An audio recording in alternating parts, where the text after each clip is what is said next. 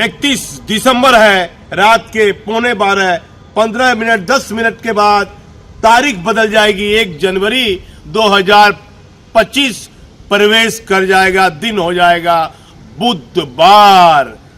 चर्चा में रहे बिहार के कई बड़े बड़े आईएएस पदाधिकारी, डॉक्टर सिद्धार्थ साहब, दीपक बाबू आज तक चर्चा में है। उसके बाद अब कुमार रवि साहब मूल रूप से माननीय मुख्यमंत्री के गृह जिला नालंदा से हैं, चर्चा में है भाई। कुमार रवि साहब भी चर्चा में, दीपक बाबू भी चर्चा में। अब फिर आ जाइए आप 2024 की मैं बात करता हूं तो आईपीएस बिहार में नीतीश कुमार के सुशासन में देखा गया, आईपीएस का प्रभाव कम देखा गया। भले ही भट्टी साहब के पदभार ग्रहण करने के बाद ये पूरी चर्चा हुई कि किसी आईएएस पदाधिकारी की नहीं चल रही है सरदार पटेल भवन में, डीजीपी स्वयं चला रहे हैं। राठी साहब 2 अनमोल रतन, राकेश राठी 2002 बैच के आईपीएस, और पी कन्नन साहब, राकेश राठी राजस्थान के चुरू जिला के रहने वाले हैं, पी कन्नन साहब आईजी सीआईडी में बहुत चर्चा में रहे पी कन्नन साहब। अब खबर कि भाई भट्टी साहब, ये मैं 2024 की बात करता हूं, 26 जनवरी से चर्चा होने लगी कि यार भट्टी साहब चुनाव होगा, लोकसभा चुनाव, भट्टी साहब लौट जाएंगे, केंद्र चले जाएंगे। भट्टी साहब मैं सबसे बड़ा अब डिमेरिट मानिए, इसे खराब बात आप कहिए, ये पहले ऐसे डीजीपी होंगे बिहार के। आम जनता का जनता दरबार का रूम, कोल्ड स्टोर जिसे सामान भर देता है, उसमें सामान रखा हुआ पूरा भरा हुआ था। जब आलोक राज साहब को अतिरिक्त प्रभार मिला, मैं गया, देखा सामान खाली हो रहा है, उस जगह को साफ सफाई करा रहा है जहां जनता बैठती थी, सरदार पटेल भवन में। तो ये क्या भट्टी साहब आपने किया? आप 1990 बैच के आईपीएस पदाधिकारी हैं, एक प्रतिष्ठित फैमिली से आते हैं, एक ऐसे राज्य से आप आते हैं जिस राज्य को हर व्यक्ति बेहतर नजर से देखता है, बेहतर नजर से। सरदार जी की इज्जत होती है, लोग दिल से इज्जत करते हैं, लेकिन बिहार की जनता ने आपसे क्या लिया था, क्या आपको दिया? आप बिहार की जनता से नहीं मिले। ये आपके लिए कहीं से भी पॉजिटिव काम नहीं गया। आपने प्रमोशन दिया, सब कुछ किया, विशाल शर्मा साहब को मदद कर दिया। आईएएस पदाधिकारी, आईएएस रैंक के पदाधिकारी, अपने आईएएस कोई पदाधिकारी फंसेगा तो सब लोग मदद करेंगे। और आईपीएस में आप डिमेरिट मानिए।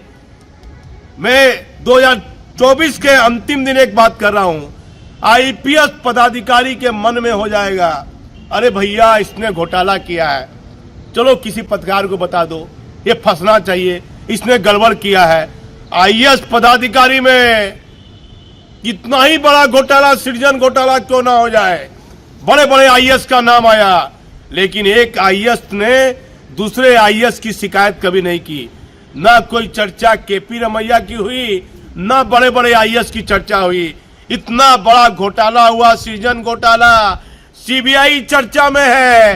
2017 7 अगस्त को पहली एफआईआर दर्ज होती है कोतवाली थाना में सृजन घोटाले की। बड़े बड़े आईएएस पदाधिकारी, सरकार के नामचीन पदाधिकारियों का नाम आता है, लेकिन सीबीआई जैसी भरोसेमंद जांच एजेंसी पर भागलपुर की आम जनता सवाल खड़ा करती है कि आखिर सीबीआई ने क्या किया। ये कितना रुपए का घोटाला था बिहार में, भागलपुर जिले में सृजन घोटाला, और किन किन लोगों पर चार्जशीट हुई, आखिर इसका फाइनल नतीजा क्या निकला, ये आज तक सब भेग में है, पर्दे के पीछे है, पता नहीं। अभी एगो बैंक कर्मी सतीश चंद्र झा, किसे सीबीआई ने पकड़ा, जेल उल भेजा। लेकिन सृजन घोटाले में ये देखा दे गया, मेरा अपना अनुभव भी है पत्रकारिता का, आईएएस पदाधिकारियों में एकता देखी जाती है। बड़ा से बड़ा घोटाला, राज्य सरकार का खजाना उथल से पुथल हो जाता है, कोई आईएएस नहीं फंसता है। आईपीएस पर आप चले जाइए, आईपीएस पर भट्टी साहब आए तो पराया भट्टी साहब ने अपने जीवन के महत्वपूर्ण वर्ष केंद्र में सेवा में बिता दिए, और नीतीश कुमार से, माननीय मुख्यमंत्री से और सिंघल साहब और कुछ पदाधिकारी के बीच आपसी तालमेल हुआ। बंद रूम में एक बैठक हुई, चुपचाप से भट्टी साहब आए, सीएम से मिले, अचानक उनके नाम की घोषणा हो गई। राजविंदर सिंह भट्टी बिहार के डीजीपी बनाए जाते हैं। नीतीश कुमार ने उन पर भरोसा किया कि बिहार में कुछ ये बेहतर करेंगे। पुलिस विभाग के लिए तो किया, आम जनता के लिए इन्होंने भट्टी साहब ने नहीं किया। अब ये 24 चर्चा में आ गया। 26 जनवरी चुनाव कराने के बाद, लोकसभा चुनाव कराने के बाद भट्टी साहब केंद्र चले जाएंगे।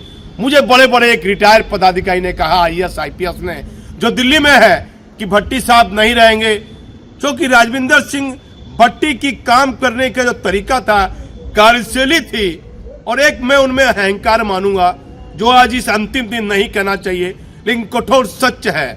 अपने से ज्यादा ज्ञानी, अपने से ज्यादा तेज, अपने से ज्यादा चतुर, अपने से ज्यादा प्रभावशाली वह किसी को नहीं मानते थे, जिसके कारण सरदार पटेल भवन को एक डीजीपी कैसे अब चलाएगा भाई। वह ना किसी से मिलते थे, ना माननीय नीतीश कुमार ने कभी कोई अधिक्षेप किया, ना आईएएस के मामले में अधिक्षेप किया, ना बिहार में आईपीएस के मामले में मुख्यमंत्री नीतीश कुमार ने अधिक्षेप किया। यह सच जरूर है कि कभी कभी किसी के कहने पर मुख्यमंत्री कभी किसी पर कार्रवाई कर दे, कभी किसी को हटा दे। अब चर्चा है सरकार की बदनामी हो रही है। माननीय मुख्यमंत्री जी ने कोरोना में अच्छा काम किया। कोई गरीब आदमी को आप 1,10,000 रुपया दीजिएगा, बड़ी दुआ देगा, लेकिन आपके आईएएस आईपीएस पदाधिकारी बाप बड़ा न भैया, सबसे बड़ा रुपया, घोटाला पर घोटाला करते रहे। और नीतीश कुमार का ये सुशासन, जहां जीरो टॉलरेंस की बात होती थी, भ्रष्टाचार के नाम पर पदाधिकारियों में डर रहता था, लेकिन आज के समय में माननीय मुख्यमंत्री नीतीश कुमार के सारे बड़े बड़े नेता कुछ पदाधिकारी को सटा लिए हैं और अपनी भ्रष्टाचार की दुकान वह चला रहे हैं। पूरा खेला हो रहा है, सब जगह चर्चा है, लेकिन सरकार को नहीं मालूम है कि ये पोस्टिंग कैसे हुई है। कई डीएसपी का लंबा वर्ष हो गया फील्ड में, एसडीओ का हो गया, उनके भ्रष्टाचार की शिकायत है, लेकिन सरकार का ध्यान नहीं गया। भट्टी साहब गए, 30 अगस्त को सलामी परेड हुआ, आलोक राज को अचानक अतिरिक्त प्रभार दिया गया। आईएएस आईपीएस में चर्चा होने लगी कि आलोक राज साहब को हटाया जाएगा। ये कहीं चर्चा नहीं थी कि विनय कुमार को बनाया जाएगा। शोभा होटकर है, 1990 बैच की आईपीएस, महिला आईपीएस है। ये चर्चा होने लगी कि विधानसभा चुनाव है, महिला आईपीएस को राज्य सरकार हर हाल में पहली डीजीपी बिहार की महिला आईपीएस बनेगी। पूरी चर्चा हुई कि शोभा होटकर को सरकार आलोक राज के बाद दे सकती है, ये पूरी चर्चा थी। अचानक जब सवाल सरकार माननीय मुख्यमंत्री नीतीश कुमार पर उठने लगा कि कुंदन कृष्णन साहब को बुला लिया, 4 महीने से चर्चा थी। जिस प्रकार से कुंदन कृष्णन साहब ने बिहार छोड़ा, वह बिहार से गए, तो इससे ये साफ दिख रहा था कि सरकार से उनका कहीं बढ़िया तालमेल नहीं है। नीतीश कुमार ही मुख्यमंत्री थे, अभी भी नीतीश कुमार ही मुख्यमंत्री हैं, लेकिन एक आईएएस पदाधिकारी जिनका नाम चर्चा में है, भैया बड़ा प्रभावशाली है, कुमार रवि साहब, आपको बधाई 9 वर्ष की। कुमार रवि साहब का नाम चर्चा में है। फोन उन गया, आप आइए साहब, आप आइए, अपनी शर्तों पर आइए। सरकार ने रिक्वेस्ट भेजा, मतलब नीतीश कुमार ने या कुमार रवि ने भेजा भाई कि आप आइए। चर्चा होने लगी, पूरी चर्चा, हमारा कुछ कहना नहीं, पर्दे के पीछे की चर्चा है, क्या सच है हम नहीं जानते हैं। कुमार रवि साहब ने बुलाया और कुंदन कृष्णन साहब पहले से तय था कि एडीजी हेडक्वार्टर और एडीजी एसटीएफ बनाए जाएंगे। उनको 3 दिसंबर को यह आदेश जारी हो गया, वह बनाए गए और 13 दिसंबर को विनय कुमार बनाए गए। तो 2024 में बिहार में 3 डीजीपी ने, अब 3 डीजीपी को देखा 2024 ने, एक साल में 3 डीजीपी।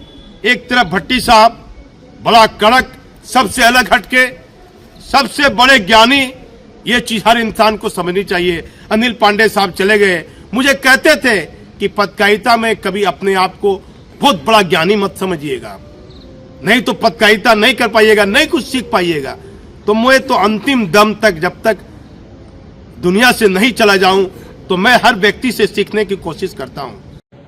कोई मुख्यमंत्री रहे या कोई आईएएस पदाधिकारी रहे या कोई आईपीएस पदाधिकारी रहे, ना पद रहा है, ना पावर रहा है, ना जीवन रहा है, और जो सच है वो हम दिखाने की पूरी कोशिश करते हैं। अभी बिहार में जिन परिस्थितियों में सरदार पटेल भवन में अचानक 1994 बैच के आईपीएस पदाधिकारी कुंदन कृष्णन साहब का प्रभाव बढ़ा है, अचानक प्रभावशाली वह हो गए। सरकार उनकी सारी शर्त मान रहे हैं।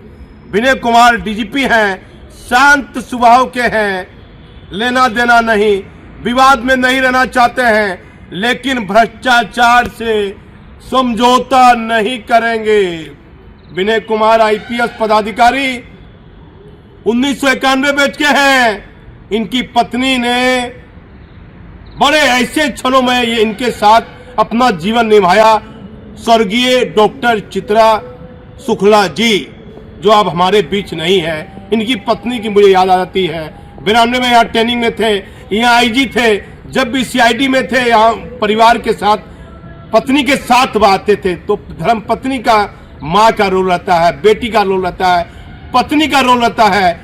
जितनी भूमिका इनकी परिवार की डॉक्टर चित्रा जी की थी, आज के युग में बहुत कम महिला इस तरह से पति के प्रति रहती है। कई बड़े बड़े आईपीएस पदाधिकारी के परिजन दुनिया से चले गए। पूर्व डीजीपी डीपी ओझा साहब चले गए। डीपी ओझा साहब हमारे बीच नहीं रहे।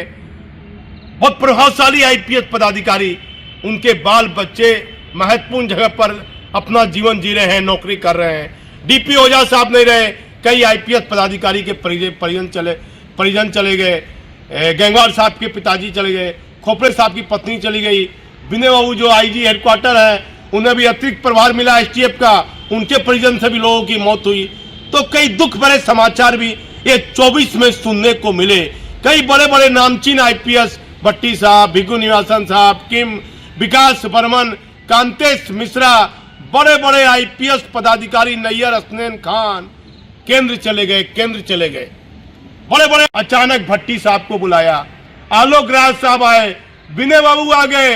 अब सारा प्रभाव सरदार पटेल भवन में, सारा प्रभाव एक ही आईपीएस के हाथ में दिख रहा है। एक ही आईपीएस प्रभावशाली। बार बार मैं कहता हूं, कुंदन कृष्णन साहब भागलपुर एसपी रहे, पटना एसएसपी रहे, पटना आईजी रहे, एडीजी हेडक्वार्टर रहे, और आज फिर वो एडीजी हेडक्वार्टर है। हमारा उनसे कोई निजी मतभेद नहीं है, लेकिन जो सच होगा वो हम जरूर दिखाएंगे।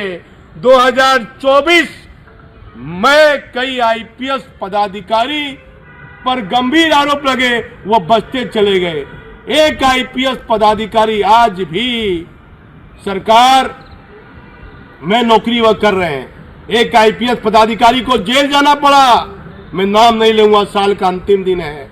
कई गंभीर सवाल है, लेकिन ये विधानसभा चुनाव जो 25 में होगा और एक ही पदाधिकारी को सारा पावर मिल रहा है, क्या क्या बिहार में होगा। केंद्रीय जांच एजेंसी के बड़े जिम्मेदार पदाधिकारी हैं, सीबीआई है, आईबी है, बड़ी बड़ी जांच एजेंसी है। उसे बिहार के सरदार पटेल भवन, सचिवालय और मुख्यमंत्री नीतीश कुमार के इर्द गिर्द रहने वाले नेता की कार्यशैली पर ध्यान देना चाहिए। अभी ये तबादला पोस्टिंग हुआ, एक उप मुख्यमंत्री लगातार चर्चा में रहे। उप मुख्यमंत्री बिहार में बड़ी बड़ी जांच एजेंसी है, उसे देखना चाहिए कि इतने बड़े बड़े पद पर बैठे नेता ये क्या कर रहे हैं। जो चर्चा है वही हम बताने की कोशिश करते हैं।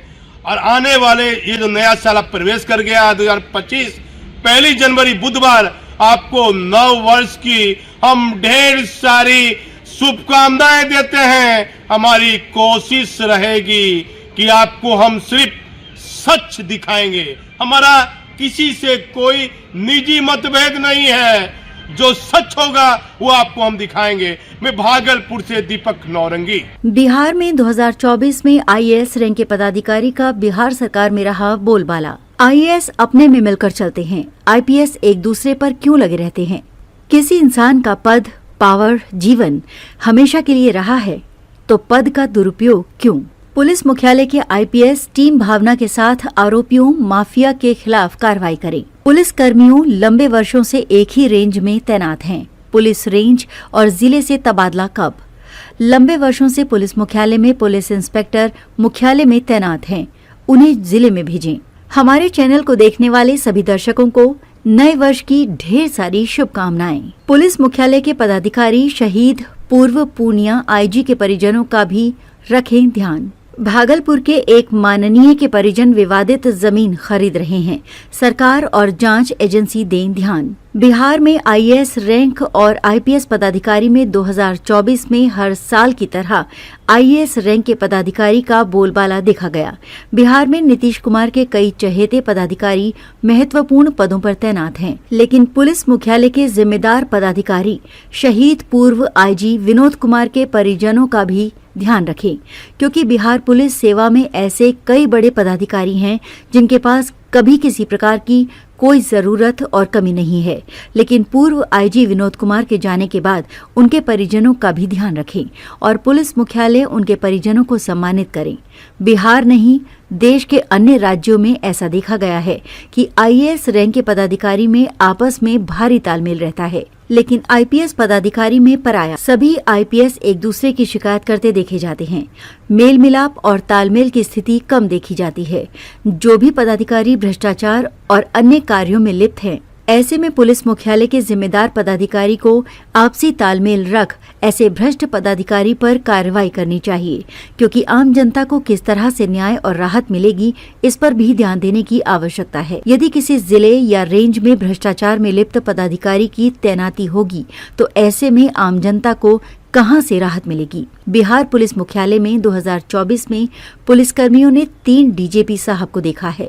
2024 का साल पुलिसकर्मियों और पुलिस मुख्यालय के लिए काफी उतार चढ़ाव वाला साल रहा है, लेकिन यदि सरकार किसी आईपीएस पदाधिकारी या किसी आईएएस रैंक के पदाधिकारी को ज्यादा प्रभाव देता है तो वैसे कोई भी रैंक पर बैठे पदाधिकारी को कल्याणकारी कार्यों पर अधिक ध्यान देना चाहिए, लेकिन ऐसा नहीं होता है। पुलिस मुख्यालय के जिम्मेदार पदाधिकारी इस गंभीर बिंदुओं पर जरूर ध्यान दें कि पहले हर थाने में हर डीएसपी के यहाँ, एसपी के यहाँ, डीआईजी के यहाँ, आईजी साहब के यहाँ गुप्त सूचना पत्र एक पेटी लगी रहती थी, जिससे कि आम व्यक्ति गोपनीय तरीके से अपनी सूचना बिना किसी नाम पते के उसमें डाल देता था, जिससे कि पुलिस पदाधिकारी को सही सूचना भी मिलती थी। इस पर पुलिस मुख्यालय को विचार करना चाहिए। पुलिस मुख्यालय में है, वर्तमान में डीजीपी विनय कुमार जी को गोपनीय और गंभीर मामले को स्वयं देखना चाहिए, जिससे कि आम जनता और पुलिसकर्मी के साथ सही न्याय हो, फैसला हो। डीजीपी साहब भागलपुर में एक माननीय शहर के 50 वर्षों से अधिक किराए के मकान पर रह रहे लोगों का मकान पूर्व मकान मालिक से लिखवा लिए हैं और गलत तरीके से स्थानीय थाना को मेल में लेकर किराएदार के साथ मारपीट कर उसे प्रताड़ित कर घर खाली करने को दबाव देते हैं। इस पर पुलिस मुख्यालय को ध्यान देना चाहिए कि आखिर वो कौन भागलपुर में एक माननीय हैं जो हाल फिलहाल उसके परिजनों ने शहरी और ग्रामीण क्षेत्र में अरबों रुपए की जमीन रजिस्ट्री करवा ली है। वर्तमान में केंद्र सरकार की पार्टी से वो माननीय बने हैं, क्योंकि हजारों राजस्थानी और अन्य समुदाय से जुड़े लोगों को काफी प्रताड़ित किया जा रहा है। शहरी क्षेत्र से लेकर ग्रामीण क्षेत्र तक में ऐसी चर्चा देखी जा रही है। वो माननीय व्यक्ति भागलपुर के रहने वाले हैं, लेकिन भागलपुर जिले से सटे एक क्षेत्र के वो माननीय हैं। लगातार कोरोना महामारी के दौरान उनके परिजनों ने अरबों रुपए की संपत्ति, विवादित जमीन ली। कोई प्रकार की जांच सरकार के द्वारा नहीं हुई, लेकिन आज उस परिवार का एक व्यक्ति माननीय बन चुका है, जिसकी वजह से उसके परिजनों को अब किसी कानून और पुलिस का भय नहीं है। भागलपुर में कई दर्जनों लोग जो किसी तरह जिंदगी जी रहे हैं और किराए के मकान में रह रहे हैं, ऐसे लोगों को ये परिवार और उनके परिजन विवादित जमीन लेकर प्रताड़ित और परेशान कर रहे हैं। ये चर्चा भागलपुर शहर में हर घर में, हर गली मोहल्ले में, हर चाय की दुकान पर होती है। हमारा किसी से कोई निजी मतभेद नहीं है, लेकिन इस कलयुग में जो भी हो रहा है ऐसा नहीं होने दें कि खुलेआम कोई भी एक माननीय किसी के साथ कुछ भी कर दे। ऐसा पावर क्या कानून उसे देता है? पुलिस मुख्यालय में एक से एक जिम्मेदार पदाधिकारी है। भागलपुर में प्रॉपर्टी डीलर और भू माफिया का बोलबाला है।